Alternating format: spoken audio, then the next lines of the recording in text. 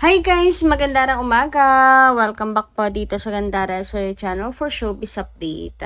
Ang tatalakayin nga natin ngayon at pag-uusapan mga kakimpaw ay patungkol po dito sa katotohanan na talaga naman pong nakapagpanginig sa laman ng mga tao. Kaya pala ganito sila kagigil kay Chinita Princess mga kakimpaw. And syempre, tungkol po dito sa Kimpaw. Syempre, may pakilig tayo mga kakipi. Di naman pwedeng puro stress lang, di ba? Good news din naman tayo ngayon. Pero bago po ang lahat, sa mga hindi pa nakaka-subscribe sa ating channel, pakiclick lang po tayo na ating subscribe button at notification bell na nariyan po sa baba para mag-updated po kayo at ma-notify sa mga susunod nating chika patungkol sa Kimpaw. Maraming salamat!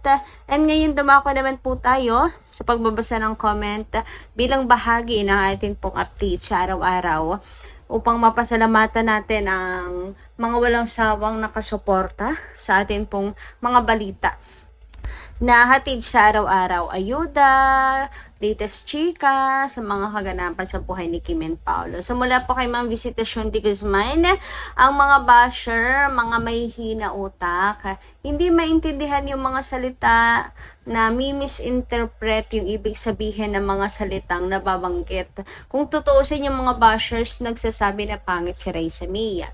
Ayon naman kay Ma'am Lolita Maestrado, Ma'am Gandara, wala namang masamang ginawa si Kim.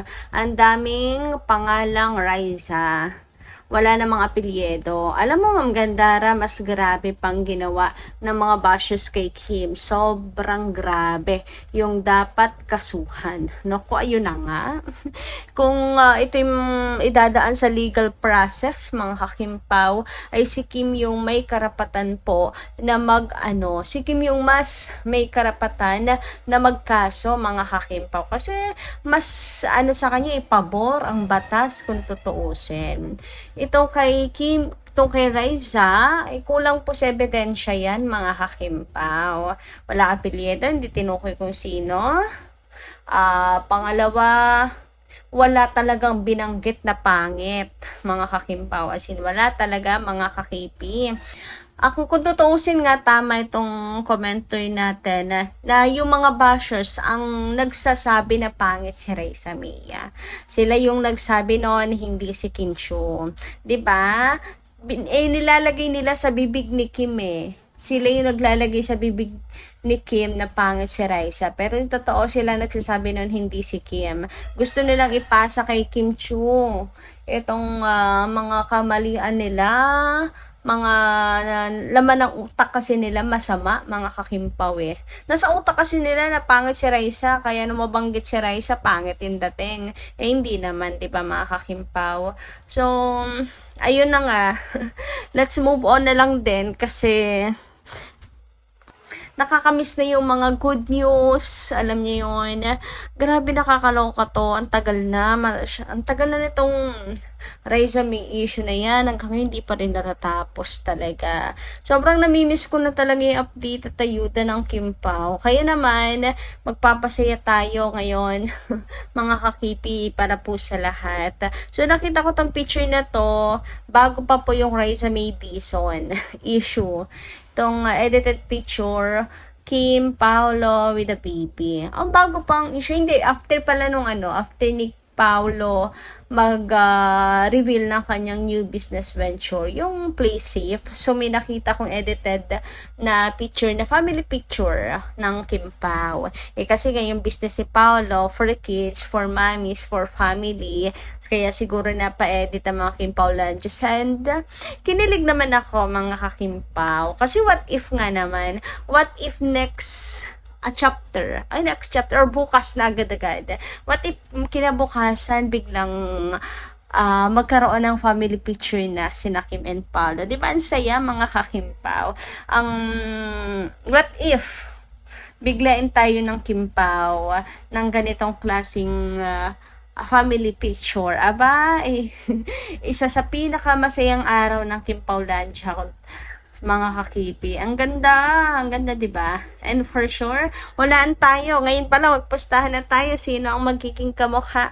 Ang panganay, Usually, pag lalaki, kamukha ng babae, ng nanay. So, kung lalaki ang maging panganay, kamukha ni Kim. Kung babae, magiging kamukha ni Pao. Ayan ang akin. What do you think? Or baka naman biglang maging kambal na talagang tunay. Okay. Yes na yes. Talaga, super. Super nakaligayahan ng mga fans. Bawing-bawi ang lahat ng negativities.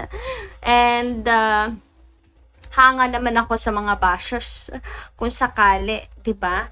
Na kanila pang babatikusin kapag nagkaroon ng family, nagkaroon na ng baby. Ay. Sure ako, yung mga bagay na yan ang hindi na palalagpasin ni Paolo Avellino, sinasabi niyang tahimik si Pao. Pero once anak niya, inyong idamay, sigurado may kalalagyan kayo. Don't you dare, kapag ang mabait, nagalit, tapos kayo ngayon, sigurado yon mga Hakimpaw. Di ba ganun yun? Lalo ng isang Paolo Avellino, napakatahimik niyan. Pero nung once nga lang nagsalita yan, natakot ako kay Paolo. Yung sa may love will make you disappear, subukan daw kaya na wag tumapos ng isang project. Nakakaloka, di ba? Anyway, narito naman po mga Hakimpaw ang masayang comments ng Kim Paulandia. Siyempre, magiging masayang mga yan. Ito ang pangarap ng lahat para kay Kim and Paolo, di ba? Sabi dito, hala, sobrang cute naman. Kailan kaya mangyayari yan? Kasi matagal na natin manifestation na baby girl ang anak nila. Hihihi. Sana soon meron na, hahaha. Kitty! The cutest! O, diba mga Hakimpaw? Sarap lang kapag ganito yung pinag-uusapan natin, ano? Nakakamiss din talaga mga Hakimpaw ang ayuda ng nila Kim and Paolo. Oy, sana soon. Or bukas makalawa, mag-date na sila. Bakasyon muna. Magpayuda muna. Live muna sila together. Nakakamiss ang parents. Naku po.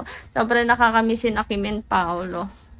Nakakamiss yung mga good vibes, ayuda lang mga Hakimpawan. Ngayon kasi, pati tayo stress na din sa mga bashings na kinakaharap ni Chinita Princess. Anyway, speaking of issue, eto nga diba at si Paolo ay hinahanapan. Ngayon, meron tayong nabasa kung saan tahimik lang daw si Paolo pero suportado si Kim sa mga kinakaharap na issue. So, gusto kong i-share to sa inyo kasi yung iba nga, masyado ng kay Pao, nega. Dami ng, yan Pao, kailan ka magsasalita, kailan ka mag-stood up para kay Kim Chu, kailan mo siya ipagtatanggol, etc. So, sabi dito, tahimik lang pero suportado si Kim sa mga kinakaharap na issue.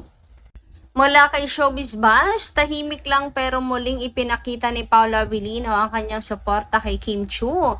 Hindi man ito naging maingay sa social media o sa harap ng publiko, napansin pa rin ng maraming tagahanga ang kanyang simpleng paraan ng pagpaparamdam ng suporta sa aktres.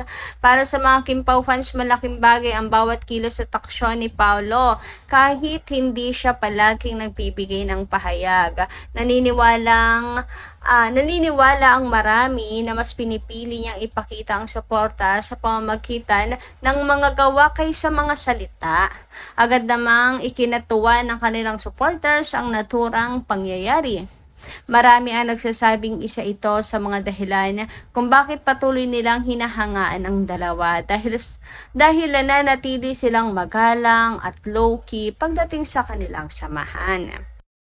Patuloy ring tumatanggap ng pagmamahal mula sa publiko sina Kim and Paolo dahil sa kanilang matagumpay na tambalan. Bukod sa kanilang chemistry sa mga proyekto, marami rin ang umahanga sa respeto at suporta na pinapakita nila sa isa't isa. Dahil dito muling nabubuhay ang kilig ng Kim Pao fans sa social media. Marami ang nagpahayag na hindi man kailangan ng malalaking kilos, sapat na mga simpleng pagpapakita ng suporta upang mapasaya ang kanilang mga taga-suporta. Sa kabila ng iba't ibang usapan, nananatiling nakatuon sina Kim Chu and Paolo Avellino sa kanilang mga proyekto at karera. Gayunpaman, patuloy pa rin sinusubaybayan ng kanilang mga tagahanga ang bawat pagkakataong nagpapakita na sila ng suporta at pagpapahalaga sa isa't isa. O, ayan. So, mas importante talaga ang gawa, mga kakimpaw. Malay nyo, dahil stress si Kimi, si Pao muna ang tagaluto. Malay nyo, ang paraan ni Kim to release the stress ay pagkain or pag-gym. Kaya si Pao ay laging sasamahan si Kim. Yung mga ganung bagay, di ba? Ang makasama mo ang isang tao, mga kakimpaw, sa problema mo ay napaka-importante kaysa naman sa wala. Wala ni isang yumayakap sa'yo. Alam mo, simpleng yakap, napaka-importante na nun, mga kakimpaw. So, malay niyo naman, di ba? Chef cook muna ang Papi Paolo. Husband duty muna, taga-massage muna. Di ba yung mga ganong bagay, dapat iniisip niyo yan. Tsaka si Paolo, iniisip yung permanent, mga kakimpaw, na escape ni Kim sa stress, hindi yung pansamantala lang. Permanent, like dapat maging successful na sila in business para anytime soon, pwede na silang maglaylo with showbiz, mga kakimpaw. Kung maaari, once movie a year na lang at wag na mag-showtime si Kim kasi kapag araw-araw, more exposure, more mistakes, mas lalong mas lalong tawag doon. Yung brand, ganyan. So, kita niyo yung mga legend actors, madalang, makikita mo lang sila sa pag-arte, pag-endorsement, pero less interviews, less ganyan, mas nagiging legend, mas nagiging icon, ganon. So, sana yun naman ang sunod na tahakin ni Kim and Paolo, diba? Yung pa-mysterious actress and actor. Uy, grabehan. So, focus na lang sa endorsement siguro si Kim. Tapos, once a year ang movie. Diba? Samantala, naalala niyo po ba ang pahayag ni Chris Bernal tungkol po kay Chinita Princess kung paano niya i-explain, paano niya i-describe ang isang Kim Chiu na para bang magkasabayan lang sila sa industriya pero ang laki ng paghanga, pag-look up, pagtitingala niya sa isang Kim Chiu. Ramdam niyo yon, mga kakimpaw. O, diba? Siya po ay aminadong insecure. Pero yung insecurity niya ay para mas ma-inspire pa siya as an actress, hindi para mainggit lang tapos sisiraan, hihilahan pababa. Yung pagka-insecure niya, tama lang, na kasi pareha sila magkasabay sila So, gusto niya rin ng ganon, but not in a bad way. Gets niyo ba, mga kakimpaw? Grabe yung paghanga niya sa isang Kim Chiu. So, ito yung katotohanan, mga kakimpaw, na sambulat talaga sa mga tao. Kaya siguro, nasaktan ang pride ng ibang mga artista na talagang super inggit kay Kim Chiu at yung mga talent manager na may hawak na artista na gustong pasikatin yung kanilang talent kay gustong hilahin si Kim pababa. Ay, may mga ganyan kaya. Meron ngang namimeke ng award di ba, mga Kimpaw, para lang maingay yung pangalan ng kanilang hawak, ng kanilang talent. Ay, may paganon sila, mga kakimpaw, di ba? Baka ito yung way nila para hilahin pababa si Kim, para sila naman ang mapag-usapan, ganyan. Nanggigigil ata sila, mga kakimpaw. Nanginginig ang kanilang laman kay Kim na bakit nga ganun si Kim. Until now, sobrang sikat pa rin. After 20 years in showbiz, ang dami pa rin nangyayari sa kanyang career. Diba, nararamdaman ko yung nginig ng laman nila kay Kim, yung inis, mga kakimpaw. Kaya tulong-tulong na talaga sila. So, yan ang katotohanan na hindi nila mapasok-pasok sa utak nila. Ayaw nilang tanggapin yung katotohanan na yan. So, para lang naman mas lalo silang manginig, basahin nga natin to. Sabi dito, si Kim Chiu kasi, kasabayan ko, gusto ko ng ganong sikat Yung hanggang ngayon sikat, ang dami pa din nangyayari sa career niya.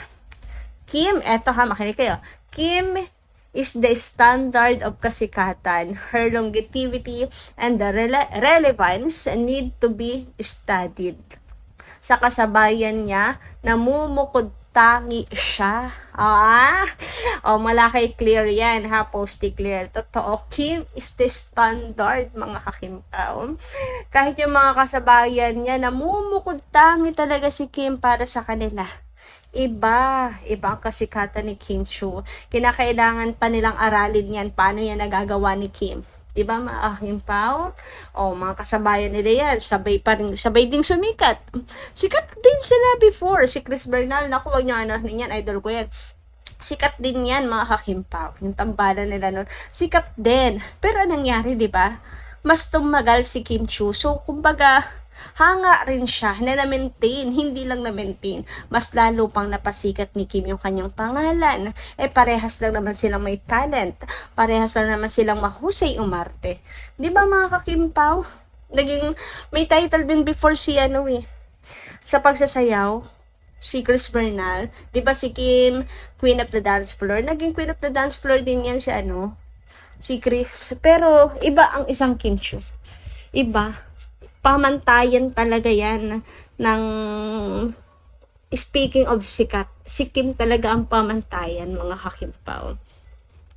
So, yung panggigigil ngayon ng mga bashers, ng haters, ng mga pasimuno, at yung mga tumatawa ngayon na mga nasa likod ng paninira kay Kim Chiu, yan ang dahilan, mga kakimpaw. Sabi dito, kaya sobrang madaming inggit, maraming nakikiclout, at hindi ko talaga tanggap pag kino-compare siya sa mga laos na supporting na lang or yung matagal ng starlet na hindi niya ka-level. Yes. Diba mga kakimpaw, sa troll lang? Yan. Yan ang exact na dahilan, mga kakipi. Ano pa ba? Diba? So, kayo guys, ano yung masasay patungkol dito? Dami ko nang sasabi. So kayo naman, anong inyong say? Pa-comment down below nga lang po dyan. Dito lang muna ang ating update. Maraming salamat po sa inyong pakikinig at kita-kits po muli sa mga susunod dating chika. Maraming salamat at ingat po palagi.